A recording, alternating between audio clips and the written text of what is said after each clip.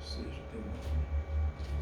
Glória a Deus. Queridos, vamos meditar alguns minutos aqui na palavra de Deus. Eu quero deixar uma palavra para nós nessa noite, no livro de Jeremias, capítulo 33. Esse capítulo é muito conhecido, na verdade a maioria dos cristãos conhece esse texto de Jeremias, que é muito interessante, mas a palavra de Deus, ela sempre tem uma inspiração nova, e a palavra é profética, então ela sempre vai falar. Então vamos ler em nome de Jesus, Jeremias, a partir do versículo 1, vamos ler alguns versículos aqui do livro de Jeremias. O texto diz o seguinte: E veio a palavra do Senhor a Jeremias, segunda vez, estando ele ainda encerrado no pátio da guarda, dizendo: Assim diz o Senhor, assim que fez isto, o Senhor que formou isto para estabelecer o seu nome. Clama a mim, e responder-te-ei, e anunciar-te-ei coisas grandes e firmes que não sabes. Vou repetir o texto. Clama a mim, e responder-te-ei, e anunciar-te-ei coisas grandes e firmes que não sabes. Porque assim diz o Senhor, o Deus de Israel, sobre as casas desta cidade e sobre as casas dos reis de Judá, que foram derribadas com trabucos e espadas. Eles entraram a pelejar contra os caldeus, mas para que encha de cadáveres de homens que ferir na minha ira e no meu furor.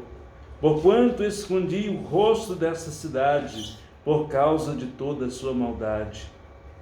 Eis que eu farei vir saúdes sobre ela, e cura, e o sararei, e lhe manifestarei abundância de paz e de verdade.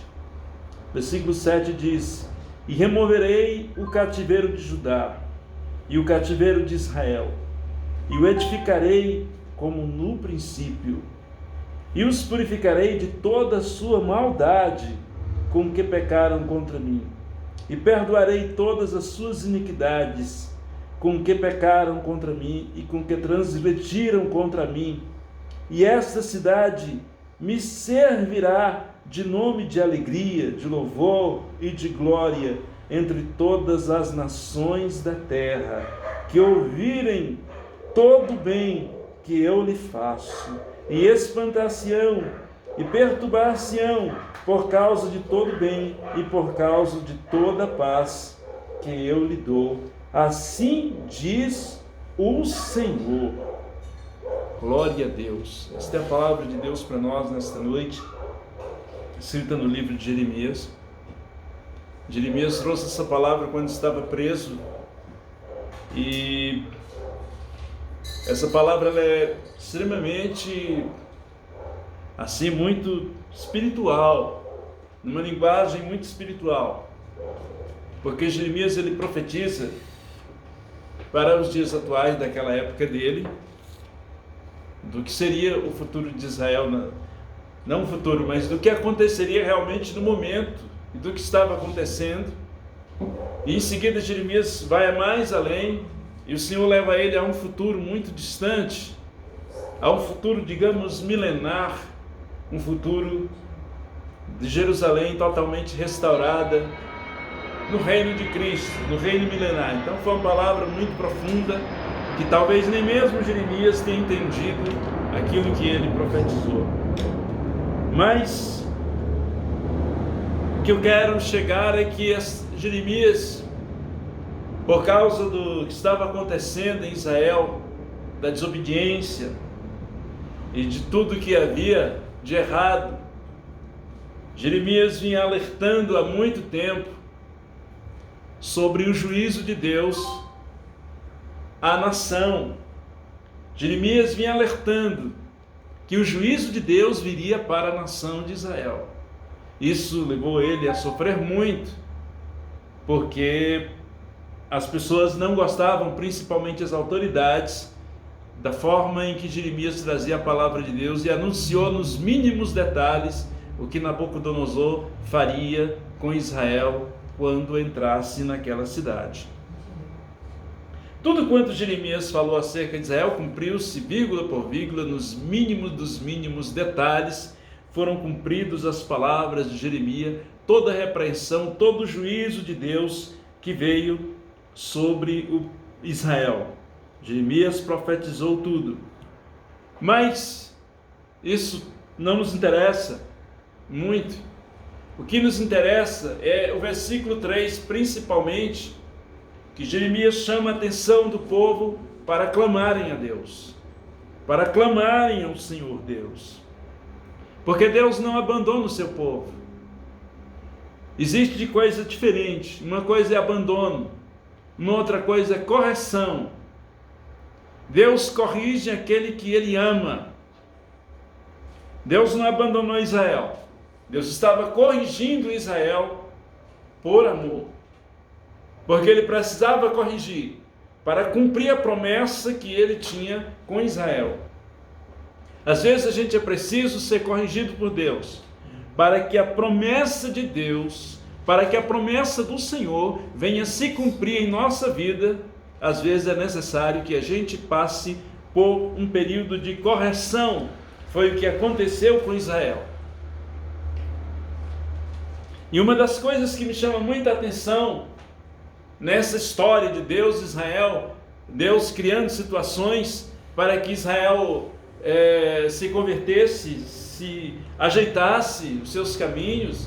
Uma coisa que me chama muita atenção é o tempo. Eles gastaram 70 anos para terem uma conversão verdadeira. Eles levaram 70 anos, a correção durou 70 anos para que eles viessem a se ajeitar totalmente na presença de Deus. É óbvio que nesse espaço muita gente morreu. Muita gente não viu a restauração de Jerusalém. Muita gente que saiu de Jerusalém para a Babilônia.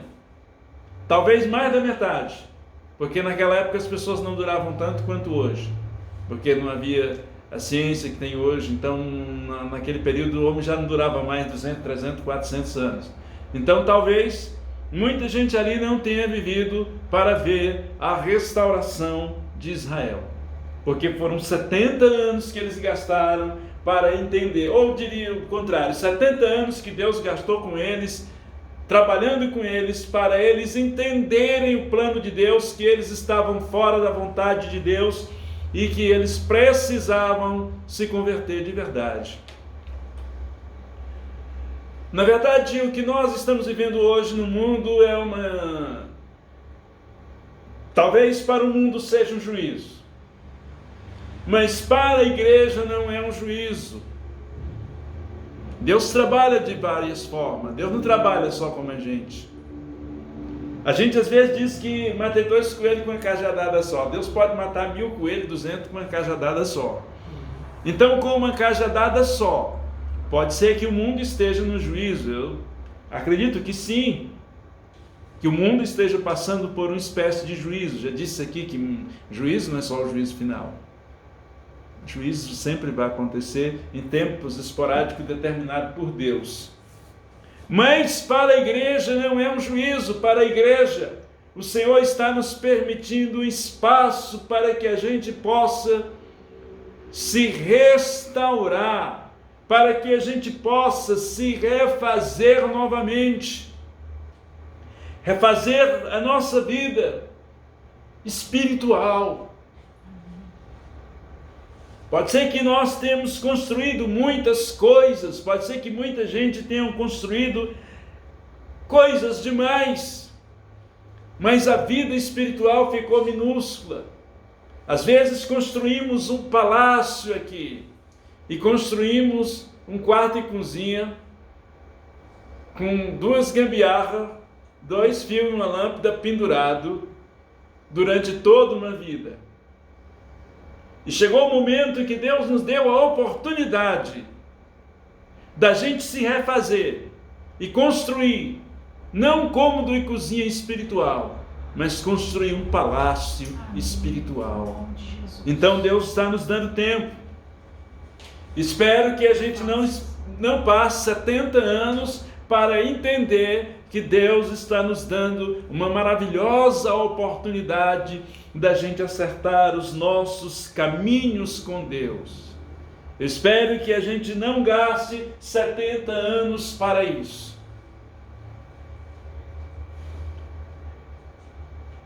Existem duas coisas que os crentes, de modo geral, precisam restaurarem suas vidas. São várias, mas eu quero começar falando de duas. Se a gente puder falar de mais alguma, mas é uma infinidade de coisas que nós precisamos ser restaurados. Verdade. Mas a primeira coisa que a gente precisa fazer nela é uma restauração espiritual. É a nossa família. Porque por mais que as famílias hoje, algumas estejam unidas, por mais que viveu bem, mas nem sempre espiritualmente estão bem. Sem contar que hoje é diferente, nem todas estão bem.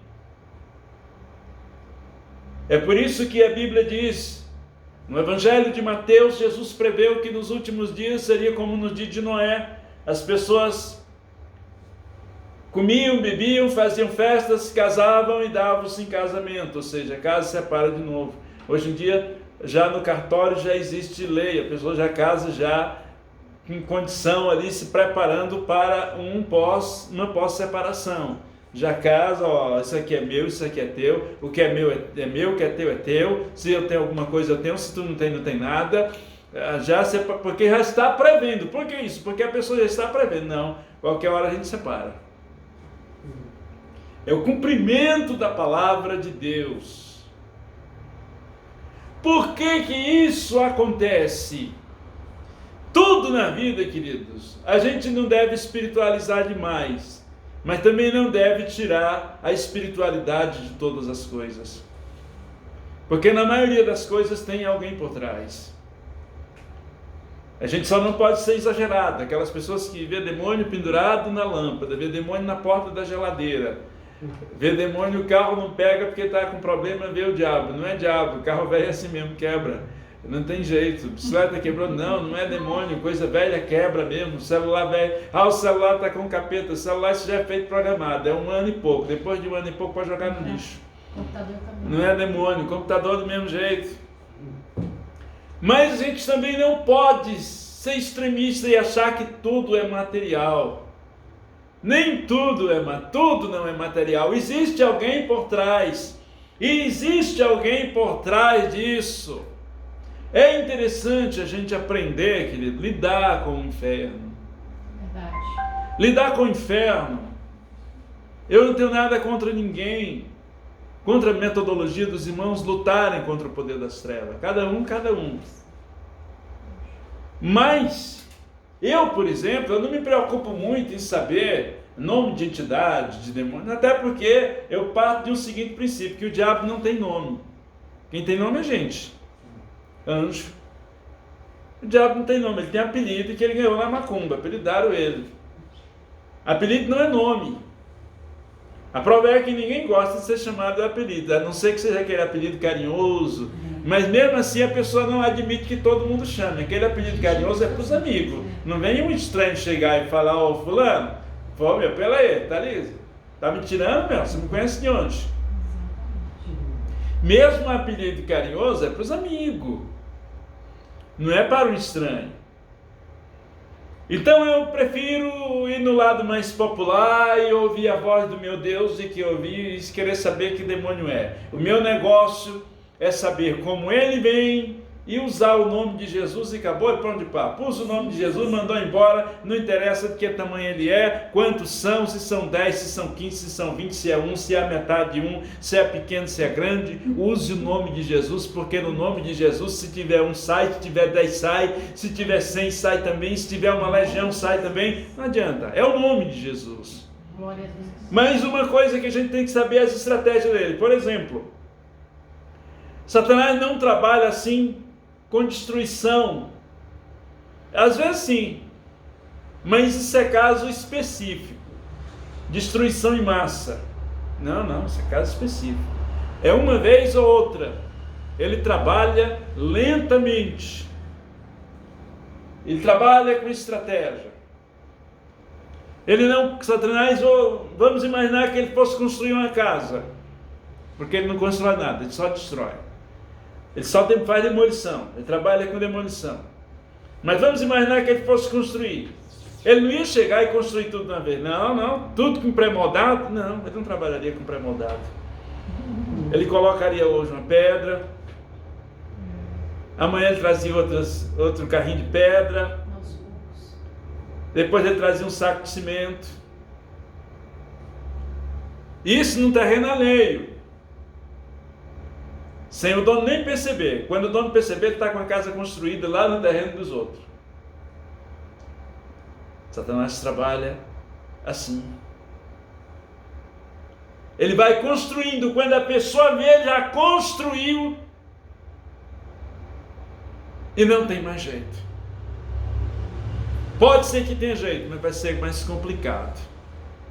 Porque ele já construiu dentro do terreno. Ele já está com a casa feita dentro do terreno. É assim que ele trabalha.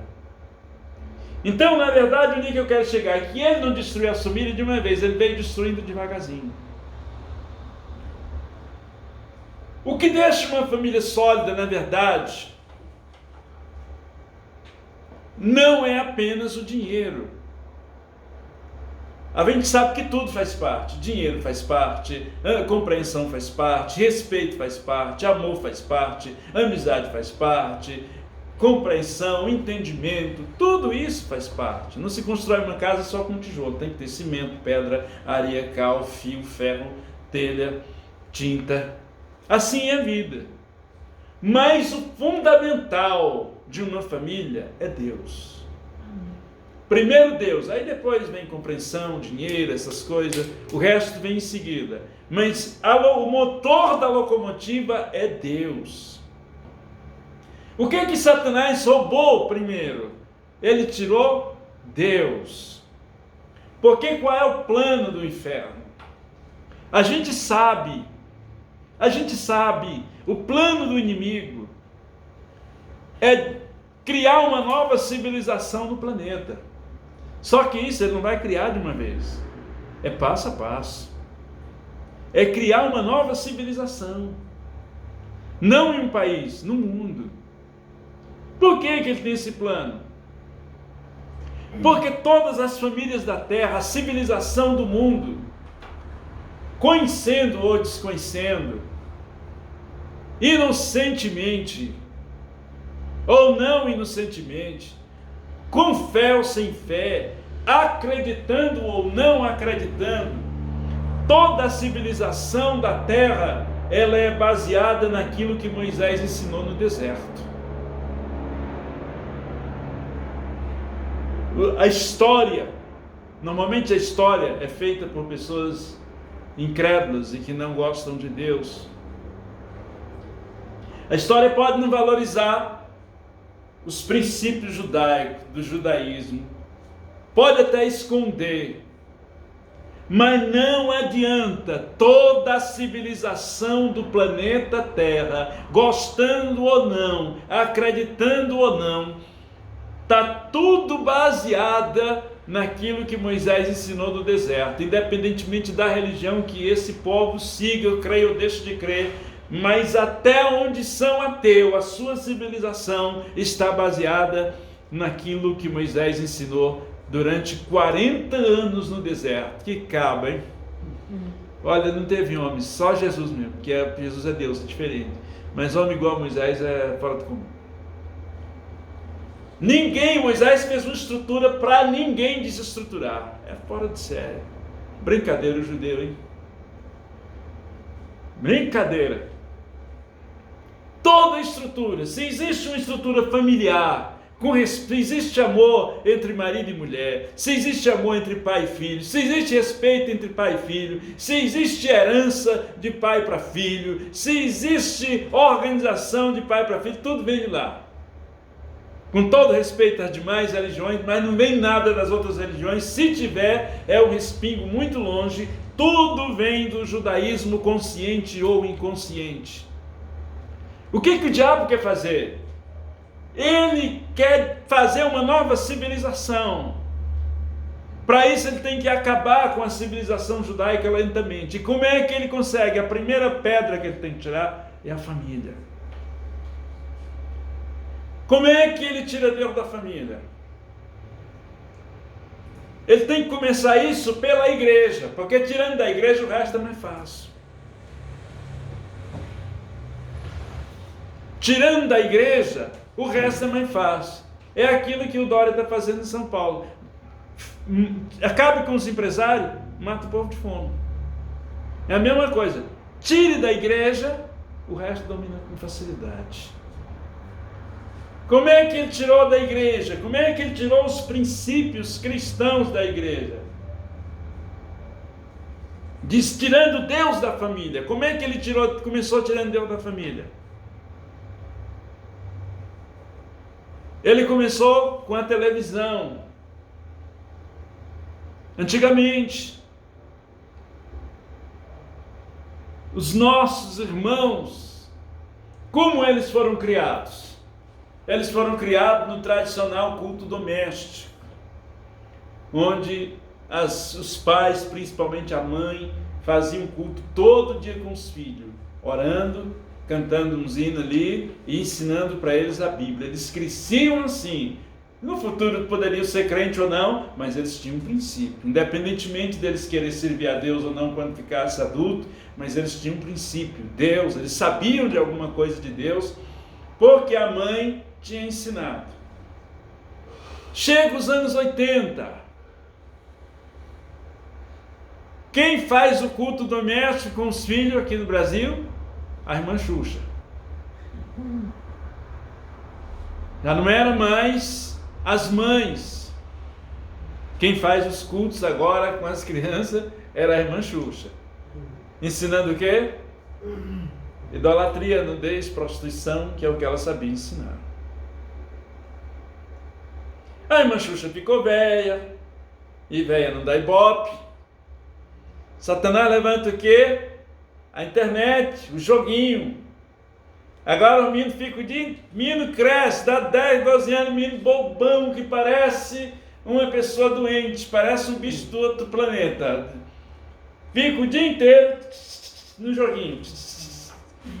Não sabe de nada, é um bobalhão. É um bobalhão. Porque tiraram Deus.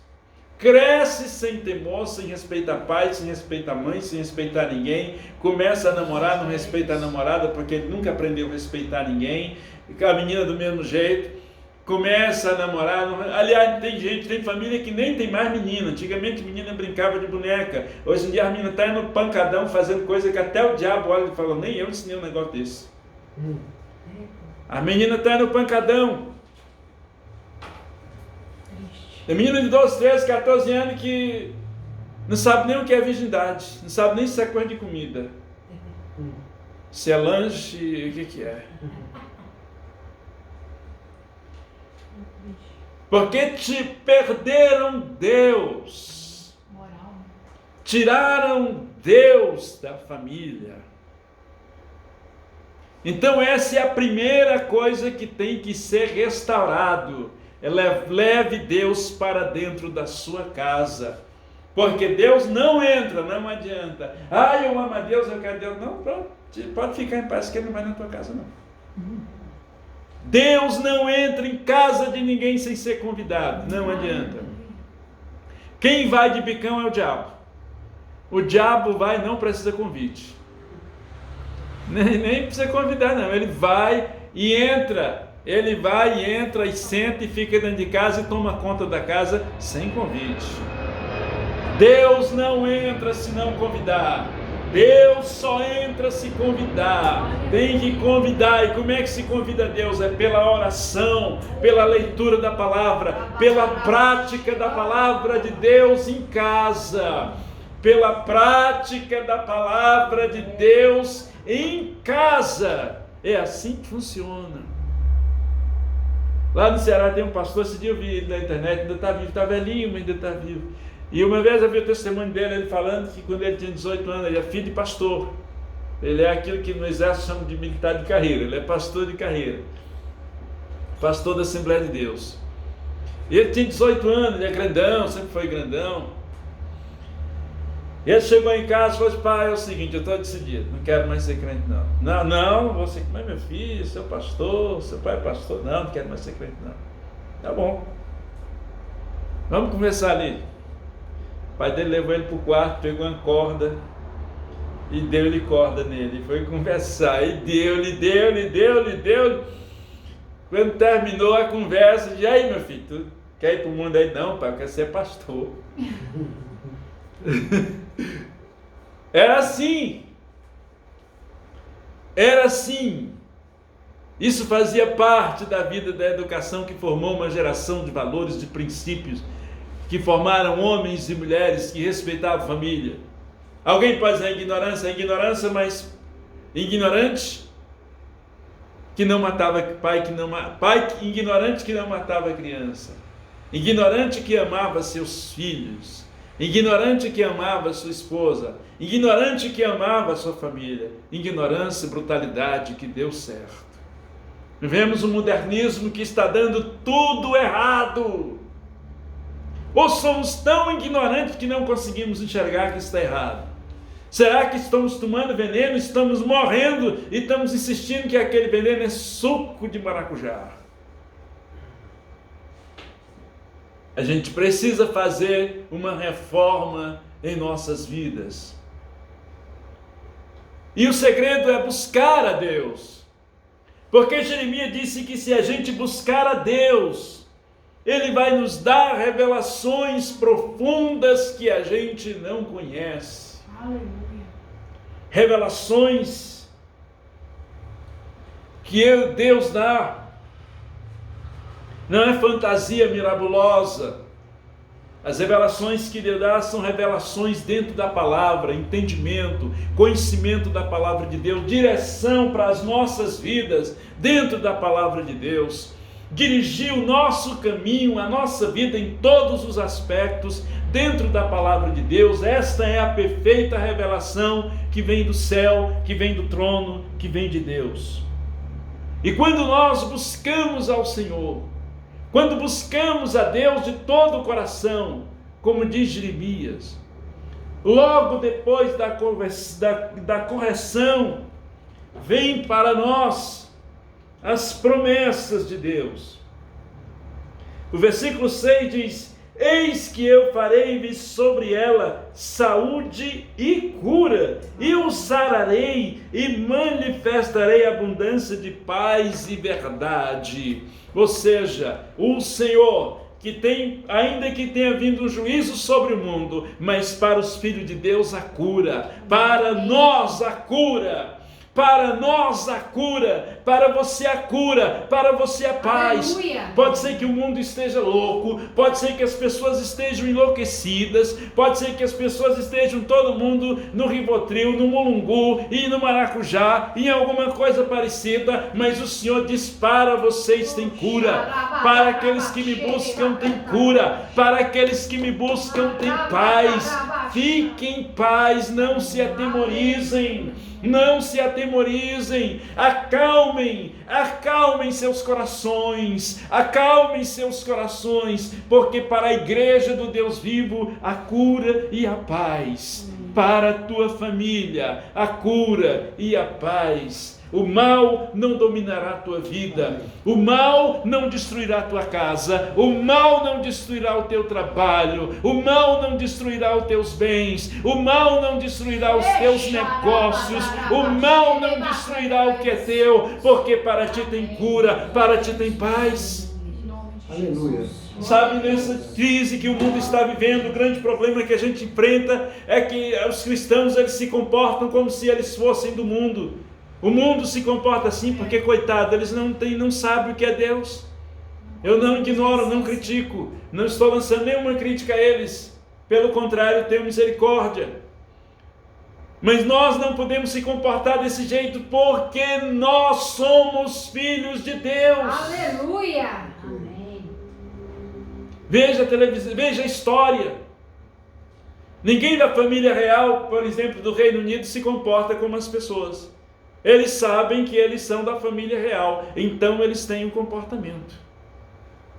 Você vê a rainha da Inglaterra, deve estar lá com seus 300, 400, 500 anos, e ela tem o seu comportamento diferente, porque ela sabe que ela é a rainha da Inglaterra. Até a morte tem medo dela, porque é a mulher, é a rainha da Inglaterra, tem o comportamento dela. A igreja precisa aprender que nós somos filhos de Deus. Aleluia, exato. Nós precisamos aprender nesse mundo louco que somos herdeiro de Deus, Aleluia. que somos eleito de Deus, que fomos escolhidos por Ele, que somos amados por Ele e que Ele deu a vida por nós. Aleluia. Glória a Deus. A ignorância é tão grande que a gente acha que Ele morreu só para quando a gente morrer ser salvo. Essa é a maior ignorância, cegueira que pode existir dentro da igreja. Jesus, quando ressuscitou, Ele apareceu lá na praia e disse: eu estarei com vocês todos os dias até a consumação do século. É interessante que Ele não apareceu na igreja, foi na praia. Nem crente que eu odeio a praia. Jesus apareceu, foi na praia. Então está complicado, porque Jesus apareceu na praia. E lógico que ele não estava tomando banho de praia, mas ele estava ali porque os discípulos moravam ali na região litorânea e ele apareceu na praia.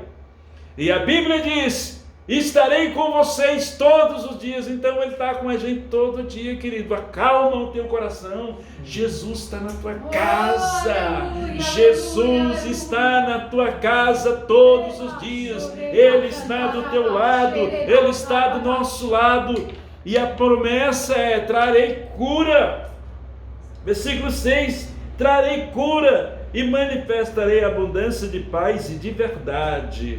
Agora olha o 7, olha como Deus é bom, olha como Deus é maravilhoso. Olha o 7: e removerei o cativeiro de Judá e o cativeiro de Israel, e edificarei como no princípio. Todo cativeiro, todo jugo, toda opressão que querem trazer sobre a nossa vida, o Senhor removerá. Em nome de O Jesus. Senhor removerá e será como era antes. Esse é o nosso Deus, esse é o Deus da Bíblia. Não adianta quererem colocar cativeiro, não adianta querer fechar as portas da igreja, não adianta querer travar a igreja, acabar o cristianismo. Ninguém acaba com a igreja é invencível. O Senhor removerá todo o cativeiro. Em nome de Jesus. Então fique em paz. Não adianta se levantar contra a igreja do Deus vivo. A igreja é uma pedra pesada. A igreja é uma espécie de um agrilhão. O Senhor disse: Paulo, duro é para ti, Paulo, ou Saulo, lutar contra os agrilhões do céu. A igreja é uma espécie de agrilhão do céu. Agrilhão é aquelas pontas de ferro que tem em grade de muro. Aquilo é o agrilhão, aquelas pontas, aqueles espetos para a galera não pular o muro. Aquilo é o agrilhão. A igreja é uma espécie de agrilhão do céu. Então não adianta lutar. É a maior cegueira que os homens cometem, é querer acabar com a igreja. A igreja tem mais de 2000 anos. E faz 2000 anos que eles lutam para acabar com ela. Será que 2000 anos é pouco? Para entender que ninguém consegue vencer a igreja? Tudo passa.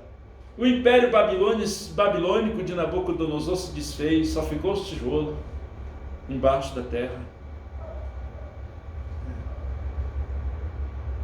O império medo-persa se desfez. O império romano só ficou os pedaços do Coliseu que só serve para tirar foto. Quem foi poderoso igual ao império romano? Nada. O império romano mandava, desmandava, matava, assolava, fazia tudo, mandava. Praticamente, digamos, em outras palavras, sobre terra e céu. Se desfez. Só restou as paredes velhas do Coliseu. O Império Romano jurou que acabava a igreja, matou crente de baseada. A igreja está firme e forte 2000 anos depois em todo o planeta Terra, e a única coisa que restou, repito, foi o Coliseu. Esse pedaço velho, que não serve para nada. Não para mostrar a glória do Coliseu. Aqueles pedaços, Deus deixou aqueles pedaços para dizer: quem manda no mundo é minha igreja. Aleluia. Olha aí o que restou de vocês. Agora olha a minha igreja. Só o templo do Edir Macedo dá para construir 300 Coliseu. Só um templo. Quem pode com a igreja? Ninguém. Não adianta lutar contra os agrilhões do céu, porque é duro. Não adianta. Tudo se acaba. Eu não tenho nada contra ninguém. Mas aqui no Brasil mesmo, há 30 anos atrás, não é 30, há 20. Há 20 anos atrás, se alguém dissesse Globo lixo na rua, ele seria linchado. Porque a Globo era o império mais amado do país. Colocava presidente, tirava presidente, mandava e desmandava, e eram amados, idolatrados, eram deuses no Brasil. Hoje em dia, o que é a Globo? Acabou. Não é nada. Não é mais nada. Todos os impérios caem. O Davi Miranda era chamado de doido, de retardado, de doente mental, porque falava que a Globo era do diabo. Era retardado, era doido, era doente mental, era esquizofrênico. Hoje em dia nós temos quase 200 milhões de esquizofrênicos, porque hoje falam mais mal do que ele falava. Está todo mundo engolindo a língua e o velho dando glória a Deus no céu. Acabou o império. Todos os impérios passam, mas a igreja do Senhor, Jesus disse uma só palavra. Jesus não fala muito, é uma só. Ele disse: as portas do inferno não prevalecerão contra a minha igreja. Acabou. Uma só palavra, ele não fala muito. Jesus não falava muito, não tinha muita conversa, não tinha muita ladainha, muita 9 horas, muita história, esse negócio não tinha com ele. O negócio dele era resolveu. Ele falou: as portas do inferno não prevalecerão contra a minha igreja. Pronto, acabou. Ponto final. Ponto final. Resolvido o problema, não adianta se levantar, é se levantar e cair. Teve um imperador romano que ele disse: eu juro que eu acabo o cristianismo. Ele jurou que acabaria. E na hora da morte, não sei se foi salvo, não lembro qual deles foi o nome aqui no momento, mas ele disse, morrendo, ele disse, levantou as mãos para o alto e disse: venceste, Nazareno. Venceste, Galileu. Aleluia. Porque ele estava morrendo e o cristianismo estava mais forte do que quando começou. Não adianta, queridos, fiquem em paz, porque Deus está do nosso lado. Não tenham medo, levantem suas cabeças e olhem para o céu, porque a vitória é nossa. Em nome de Jesus. Maior é o que está em nós do que aquele que está em nós. Amém? Vamos orar a Deus. Vamos orar a Deus e leiam esse texto de Jeremias, leiam nas suas casas, porque esta palavra é para nós.